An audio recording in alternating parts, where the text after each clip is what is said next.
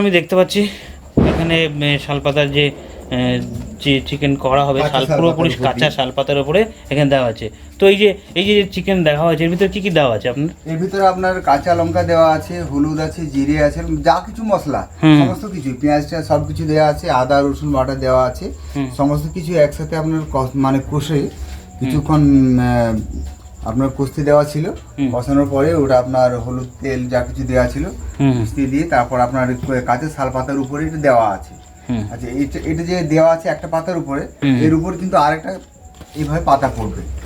কাঁচা শাল পাতা এটা ঢাকা হবে, ঢাকা দেওয়ার পরে হালকা আছে এটা পুরোটা সেদ্ধ হবে পোড়ানোর মতো। আচ্ছা, পোড়ানোর মতো হালকা সেদ্ধ হবে। এটা যেহেতু একটু বেশি আছে 1 কিলো, এই ক্ষেত্রে আপনার ধরুন এটা 45 থেকে 1 ঘন্টা টাইম লেগে যাবে। হালকা আঁচে ঢিমে চালে আঁচে দিতে হবে। এরপর এটা যখন হবে তখন শাল পাতার যে আমাদের একটা ফ্লেভার থাকে, হ্যাঁ, খাওয়ার সময় কিন্তু ফ্লেভারটা আপনারা পাবেন। টেস্টও আলাদা। কথায় বলছি, যদি কেউ এই মাংসটা আপনার রান্না করা মাংস 200 গ্রাম খায় তো অনায়াসে সে 400 থেকে 500 গ্রাম খেয়ে নেবে, মানে এত টেস্টফুল হয় এটা। আচ্ছা, সেই জন্য আমাদের জঙ্গলমহলটা বিখ্যাত। আচ্ছা, যে কোনো হোমস্টেতে বললে এটা কিন্তু পাওয়া যায়। কোন কিছু জিজ্ঞেস করা থাকলে বলুন।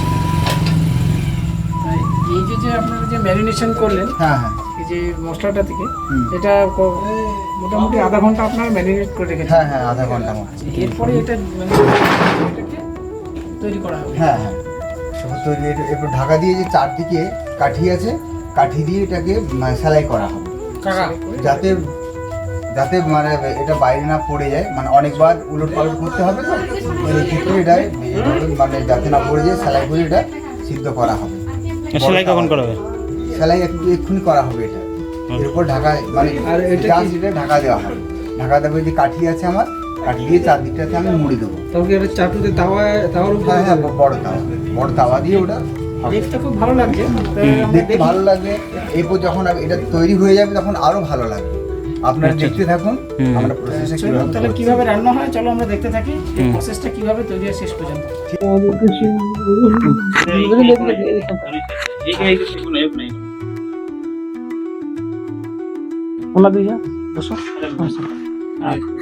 হ্যাঁ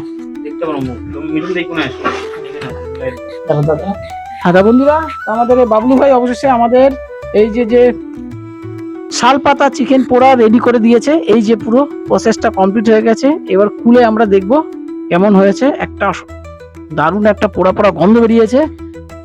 উনি খুলছে আস্তে আস্তে। এবারে উঠতে দেখা যাক। একটা সুন্দর গন্ধ বেরিয়েছে। দেখা যাক, আমি একটু হাতে হাত লাগিয়ে দিই। এইগুলো আমরা খুলে দিচ্ছি। এই যে সেলাই করা হয়েছে যে কাঠিগুলো আমরা খুলে দিচ্ছি। চলো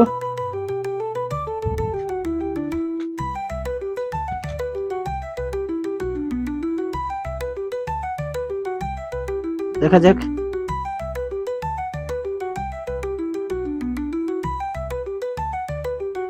এখানে একটা কাঠি আছে। এই যে বাহ, দারুণ একটা ফ্লেভার, দারুণ একটা সুন্দর একটা গন্ধ। একটা পাতায় মাছ ভাজার মতো লাগছে আমার, কলা পাতায় মাছ ভাজার মতো। চিকেনটা দেখে তো ভালোই লাগছে। টেস্ট করে বোঝা যাবে কেমন লাগছে। ছোট দেখে একটা, আমি আর লোভ সামলাতে পারছি না, ছোট দেখে একটা আমি পিস তুলে নিলাম। নিয়ে আমি একটুখানি টেস্ট করে দেখছি এই যে চিকেন।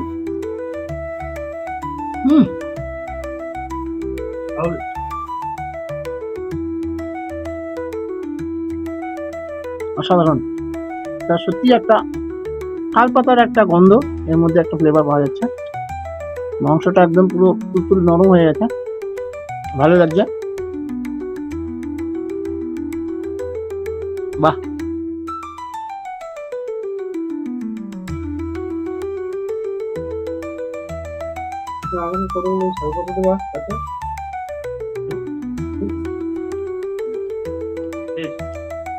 তুমি কি বাড়িতে করবা?